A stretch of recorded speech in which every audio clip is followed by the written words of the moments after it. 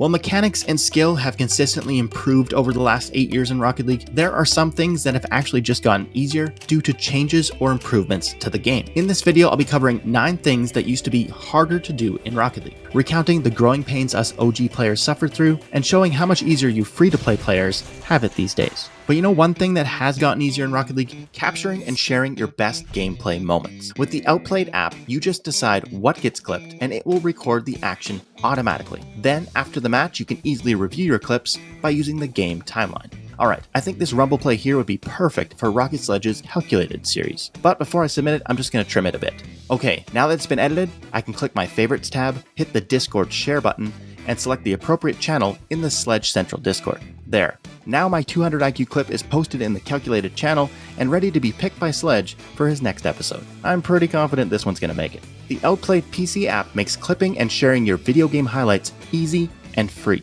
To download, use my link that's in the description and pinned comment below. And thanks to Outplayed for sponsoring this video.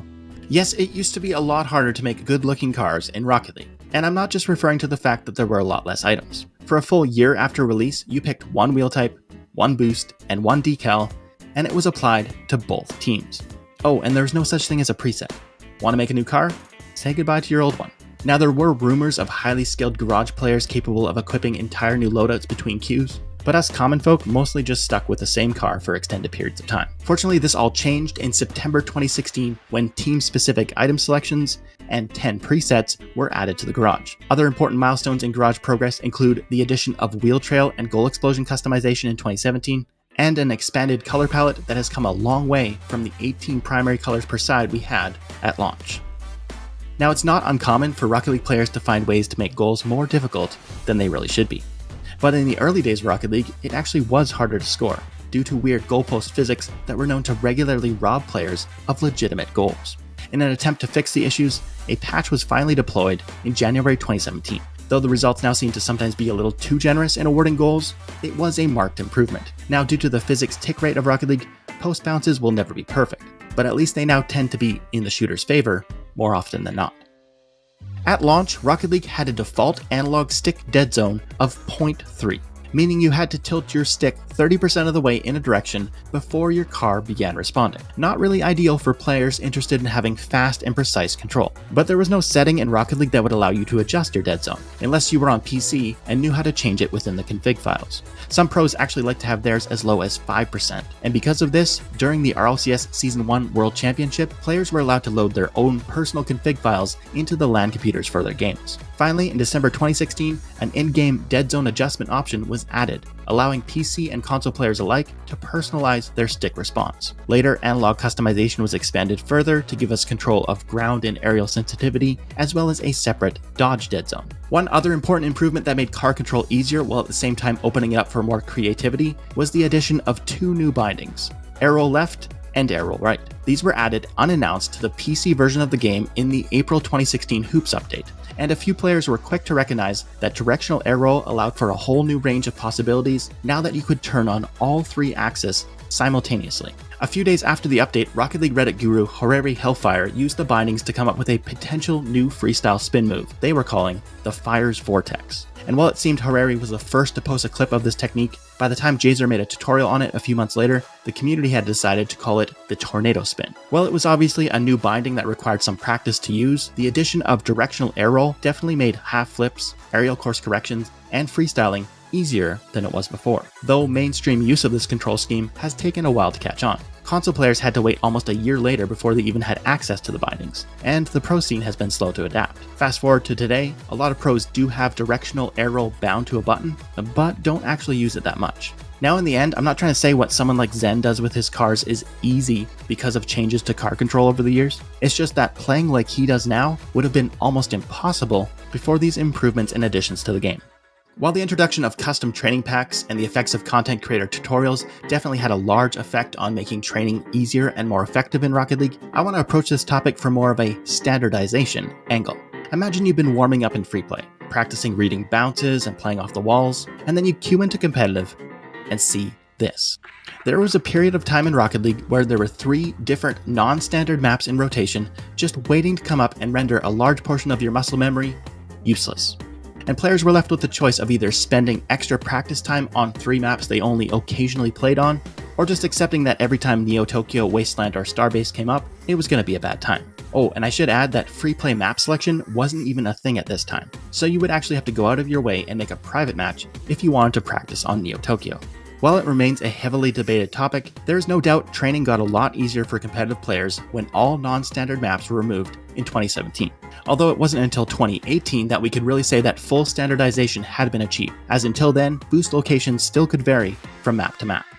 For the first 3 years of Rocket League, to get a demolition meant meeting 3 main requirements: be supersonic, hit the target with the front of your car, and follow a path that was within this cone that represents 45 degrees of the surface normal. Now it sounds a little complicated, but the idea is basically that any hit that came from a direction outside the cone was considered an indirect or glancing blow, and thus not a demolition. But in February 2018, that angle requirement changed, and hits like this were now ending up with demos. And the most interesting thing about the adjustment is that Psyonix never told us about the change, and most of the community didn't notice it. Since an apparent widening of the demolition requirement angle made demos easier and more frequent, it actually just resulted in less complaints about the mechanic in general.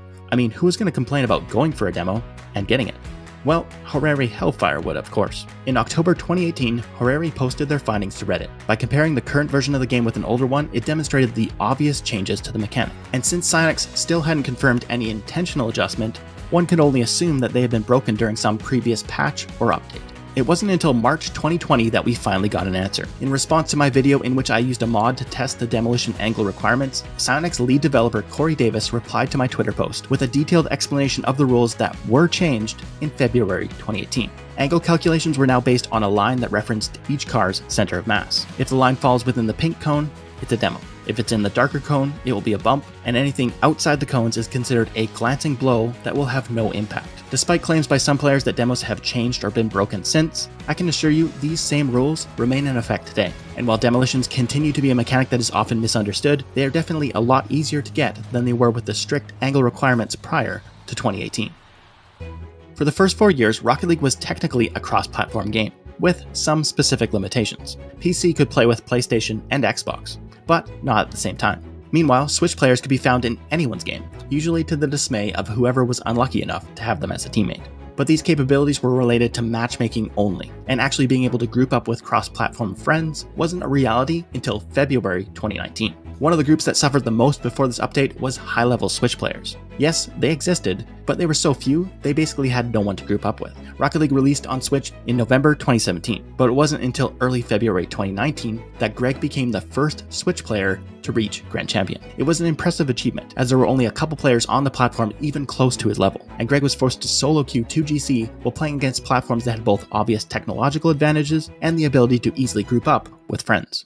Trade scams have been an issue for pretty much Rocket League's entire history, but they definitely used to be way harder to detect. Yes, the developers didn't do legitimate traders any favors with the way items and trades were displayed in the old trade menu. Painted item colors were indicated by just a slight line in the right-hand corner of the item tile, making it often hard to tell what a color was or if it was even painted at all. This made the color swap scam very effective, and many unsuspecting players paid high prices for items that ended up being gray instead of white. Fortunately, colors are now prominently displayed on painted items, and while the color swap scam is still attempted by scammers from time to time, most players should be able to catch it.